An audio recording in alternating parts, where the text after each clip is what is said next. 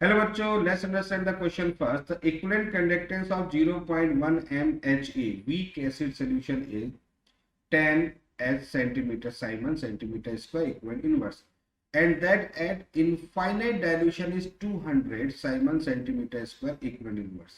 Hence pH of HA solution. देखिए HA हमें यहाँ पर एक वीक एसिड दिया है. क्वेश्चन की थीम को समझते हैं कि HA यहाँ पर एक वीक एसिड, और वीक एसिड में यानी कि वीक एसिड में तो 100% डिसोसिएशन तो इसका होगा नहीं. तो उस कंडीशन पे हमें यहाँ पर क्वेश्चन में पूछा गया है कि व्हाट इज द पीएच. तो पीएच कैसे निकालते हैं? पीएच होता है minus log H plus ion, यानी कि हमें एच प्लस आयन कंसंट्रेशन पहले कैलकुलेट करना पड़ेगा. तो चलिए देखते हैं वीक एसिड के लिए क्या सिचुएशन होती है. तो वीक एसिड को देखें तो H प्लस और माइनस आयन में डिसोसिएट होगा. इनिशियल में C मान लेता हूँ कंसंट्रेशन है, तो ये जीरो हो गया, जीरो हो जाएगा. यहाँ कितना होगा C 1 माइनस अल्फा, यहाँ कितना होगा C अल्फा, और यहाँ कितना होगा C अल्फा. यानी कि यहाँ पर आपके पास में H plus ion is equal to आ जाएगा C अल्फा. अब अगला टास्क ये होगा कि अल्फा कैसे कैलकुलेट करें. तो अल्फा कैलकुलेट करना पड़ेगा. तो अल्फा कैलकुलेट करने के लिए हमारे पास में कुछ चीजें दे रखी है, बिल्कुल दे रखी है. इक्विवेलेंट कंडक्टेंस हमको दे रखा है यहाँ पर देखिएगा 10, और इनफाइनाइट डाइल्यूशन दे रखा है आपको 200.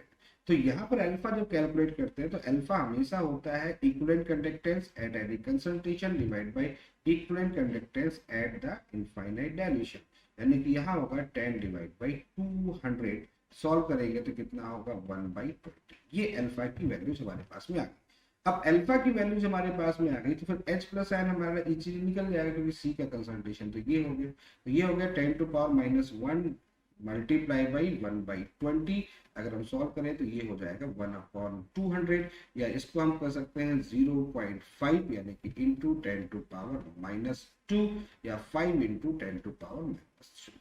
ठीक है, ये कर सकते हैं. तो H प्लस आयन आ गया, और H प्लस आयन आएगा तो आप pH is equal to minus log H plus ion को पुट कर दें. तो यहाँ हो जाएगा माइनस लॉग 5 इंटू 10⁻⁻3. तो माइनस लॉग 5 प्लस 3 लॉग 10. तो 3 ले लें तो लॉग 5 की वैल्यू 0.69 के करीब होती है.